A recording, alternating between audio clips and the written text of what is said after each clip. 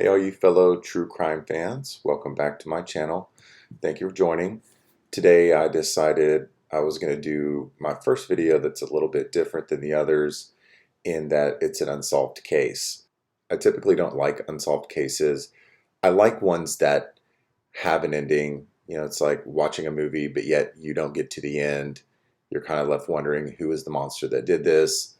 What kind of a person was it that actually killed this individual? So to me, unsolved cases leave a little bit to be desired. However, there are some that are just really interesting that deserve to be talked about. Today, I'm going to talk about an unsolved case that I found to be very interesting, just because it had some elements to it that were really just flat out bizarre and strange. And I think if any of these events happened to any one of us, it would be really creepy and strange to even think about. It would be very unnerving to have some of these things go on in your life, and then ultimately it ended up in a disappearance and murder. The case I'm talking about today is the unsolved mystery of Dorothy Jane Scott. I had never heard of Dorothy Jane Scott before doing some research on the internet. I came across her case, and when I started to read some of the details, it was very intriguing just because of the way everything went down. Dorothy Scott went missing on May 28th, 1980, and her remains were found on August 6th, 1984. Dorothy Scott was born on April 23rd, 1948, to Jacob and Vera Scott in Anaheim, California. All reports note that she had an uneventful, normal childhood and early adulthood, and in 1976, she gave birth to a son, Sean. It seems the relationship was short-lived, and Sean's father ended up moving to Missouri and never really played a part in his son's life. Dorothy lived with her aunt just outside of Anaheim and was a very independent person. She had a job working as a secretary for two joint businesses in Anaheim, Swinger's Psych Shop and Custom John's Head Shop. It was really convenient for Dorothy because both of the shops were really close to her parents' house, so that way she could drop Sean off with them and they could watch her son while she went to work. It seemed Dorothy lived a pretty unassuming life, very straight-laced. Seemed like she was very religious. She didn't drink, she didn't do drugs. Didn't seem like she dated a whole lot either. I think that she wanted to focus most of her time and energy on her faith and her family. When I got to this point in the story, I'm like, how is this person going to be murdered? Why would this person be murdered? It seemed kind of strange and odd to me that a person that lived a life like this would end up disappearing. And strangely enough, as I get further into the story and I did more and more research, it really didn't make any sense at all to me. The whole thing didn't make sense. And right here in this part of the story is where things start to get really, really weird. Several months before her disappearance, Dorothy began to get calls at work from an unidentified man.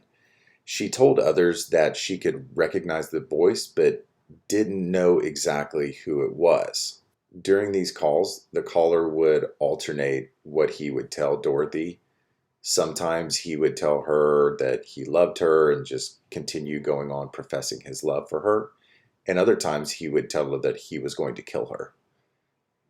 That just is weird. I don't know what to say about that, because you start getting calls from somebody, you recognize the voice, you can't tell exactly who it is, which tells me it's somebody that she has come into contact with, but not on any sort of regular basis. This individual obviously knew Dorothy, where she worked, gave her calls at her job, professed his love, also said he would kill her. Just weird. I don't even understand how you can continue those conversations. If I pick up the phone, somebody tells me that they love me, and I don't know who the hell they are, I'm hanging up the damn phone. Now, if somebody calls me and then says they're going to kill me, then we got a real problem. I'm going to actively search for who the hell that person is. And if they ever call back again, they're going to catch an earful, and I will find some way to out them. I don't know. There's no way in hell I'm even having those conversations. So you've got creepy caller. Poor Dorothy's being terrorized at her job by this creep who keeps calling her saying these crazy things, literally from one end of the spectrum to the other. I can imagine that she must have been terrified, going, who the hell is this person? They know me. I recognize the voice, maybe had some sort of interaction with them, but I don't know who the hell they are.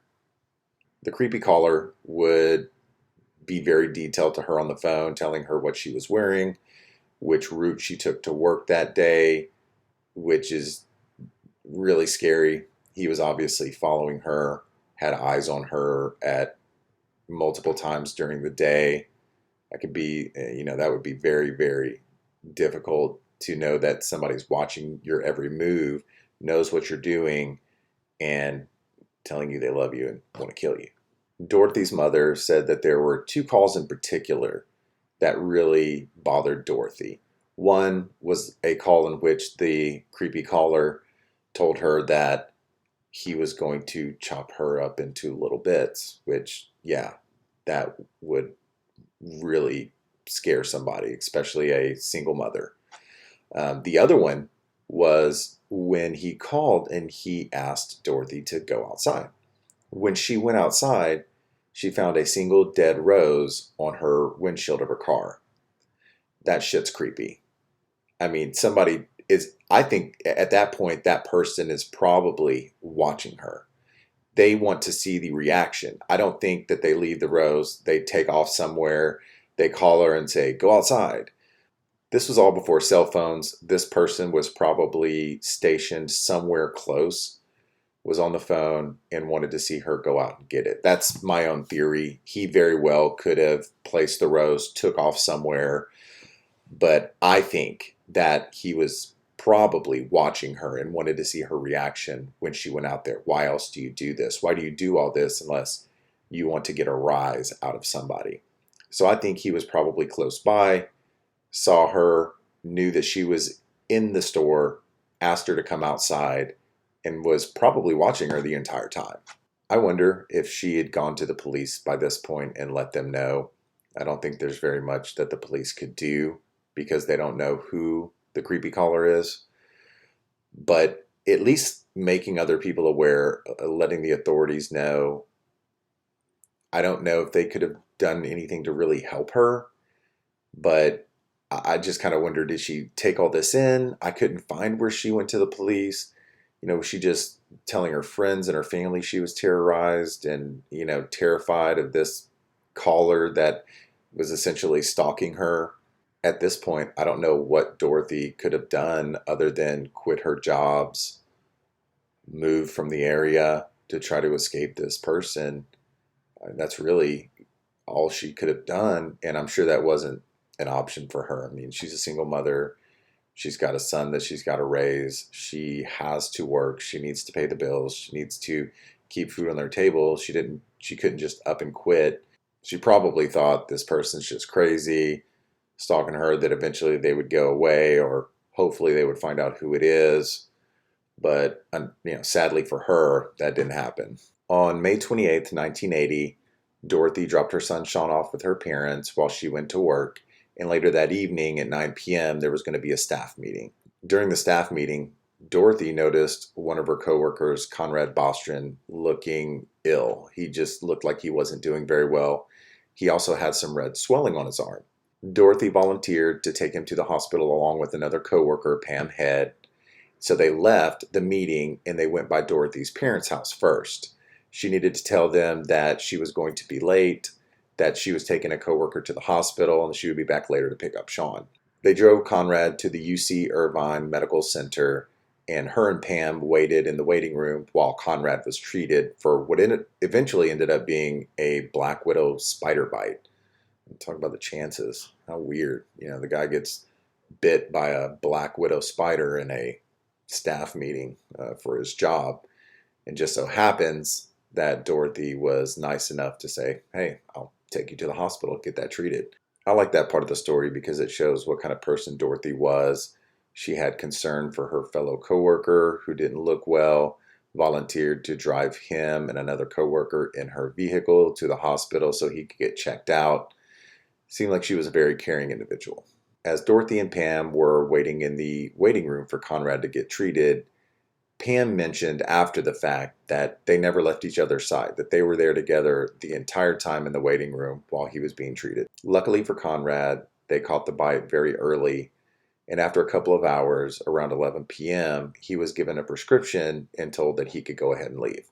According to Pam, Dorothy said she needed to use the restroom, and her and Conrad were going to go ahead and get that prescription filled. When Dorothy came back, she said she didn't want Conrad to have to walk very far, so she volunteered to go ahead, go outside, get her car, and pull it around so that he just had to walk out of the exit and could get in the car. This is another example of how Dorothy was looking out for her fellow coworker. He wasn't feeling well. He got bit by a black widow spider.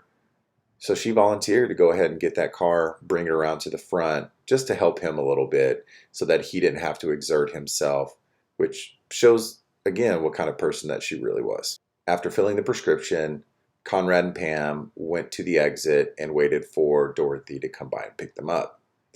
They both stated that they waited there for about 20 minutes. Now, I find this part of the story really bizarre because if somebody was just coming to go pick us up, they knew where they parked the car to go in.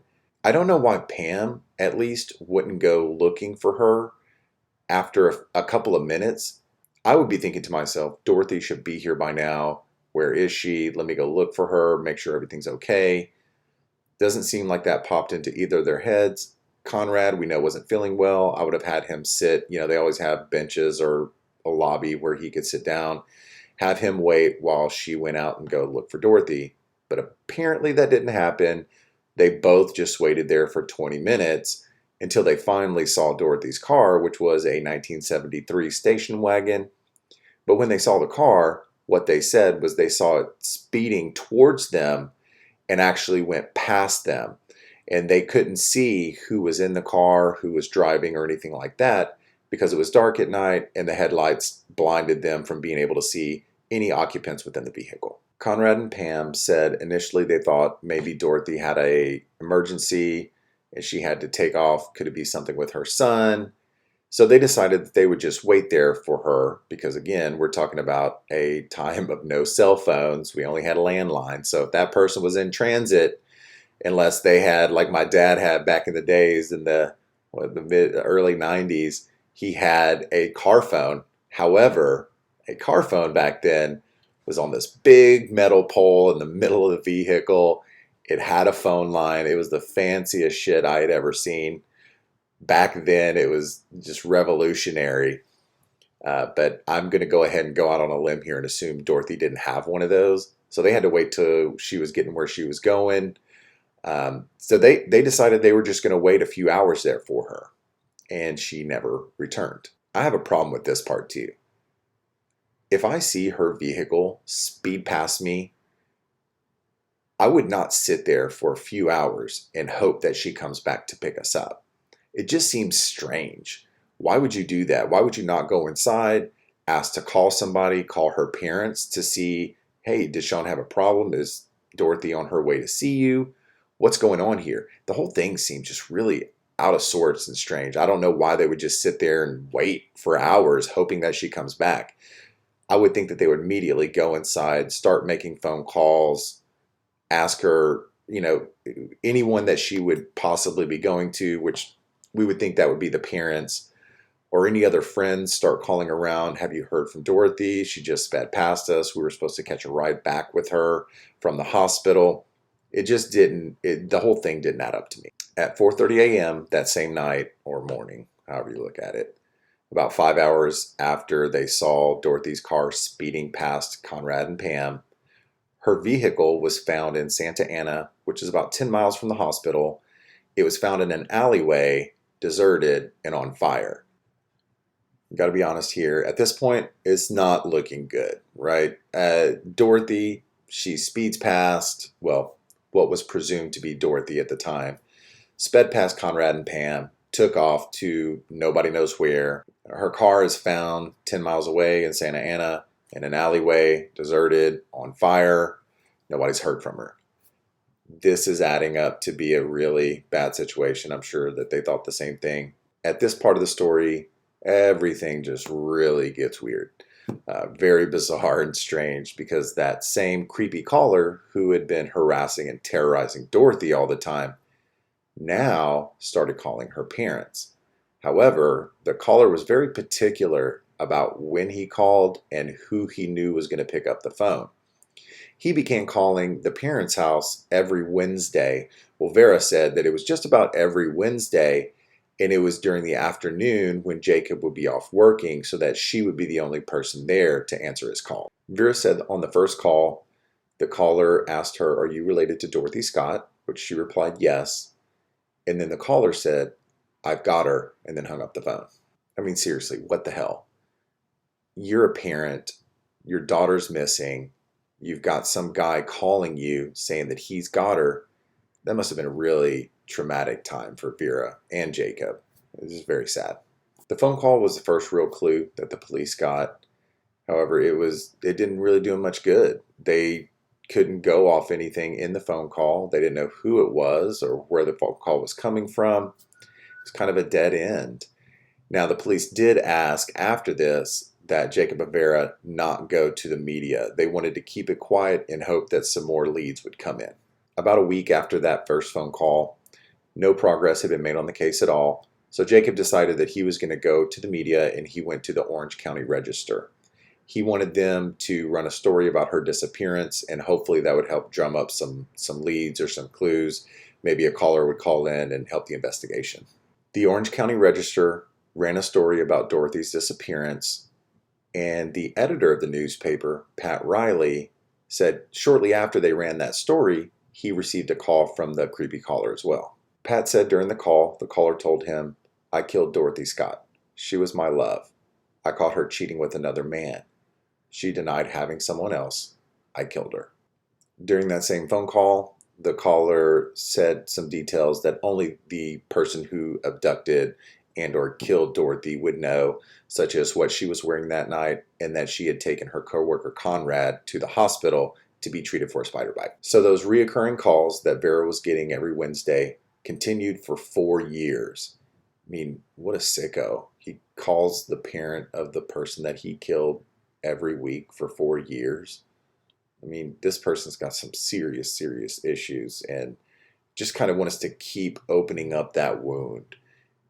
Won't leave him alone, wants to talk to the mother, saying that he killed her daughter. And I think the mother continued to take the calls because she's hoping at some point they can get this figured out, that he will slip up, maybe tell her something that will help solve the case and find out who the killer is, or at least at that point they didn't know she was dead, at least who the abductor was. The police did put a wiretap on it to try to trace where he was making these calls from, but the calls never lasted long enough for them to be able to trace him. The creepy caller made a mistake one time. He decided he was going to call on that Wednesday, but instead of calling during the afternoon when only Vera would be home, he called in the evening time, and Jacob picked up the phone. Jacob said the caller immediately hung up, and then right after that, the call stopped. On August 6, 1984, a construction worker found both human and dog bones on a remote construction site right off of Santa Ana Canyon Road. A couple of weeks later, on August 14th, dental records helped to prove that the remains were those of Dorothy Scott. They also found a turquoise ring and a watch that Vera confirmed were Dorothy's as well. They only managed to find the bones, and it was 4 years later, so the autopsy reports proved inconclusive as to her cause of death. Unfortunately, authorities never received any leads or tips that helped lead them to the killer. So to this day, it still remains an unsolved mystery. There are some theories as to who could have done it, but there's been no real concrete proof. The police initially had a lot of interest in Dennis Terry, who was Sean's father, but he was able to prove an alibi of being in Missouri at the time of the murder, so he was ruled out as a suspect.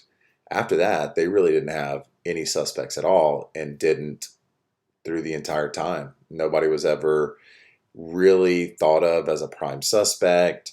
They didn't have any real clues or leads. The calls stopped. They couldn't go off any of that information.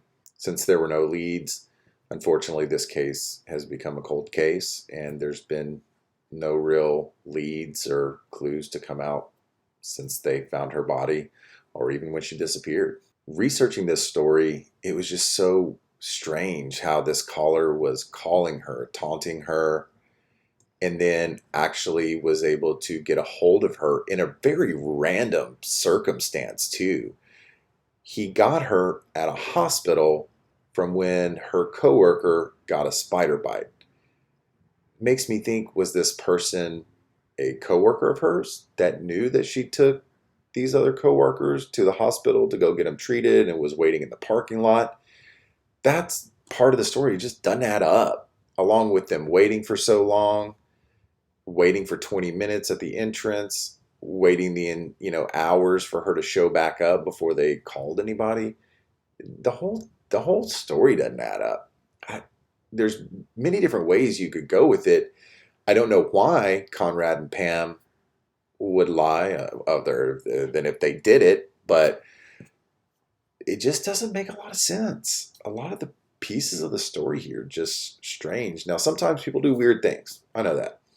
So I can't go off and say, well, their story doesn't make any sense, therefore maybe they had something to do with it, or they had something to do with it. You can't say anything like that just because the way people react, you can't always predict, and you can't point to it and go, well, there's your smoking gun. That must have been what happened. It must have been these two, right? Because their whole story just doesn't make any sense.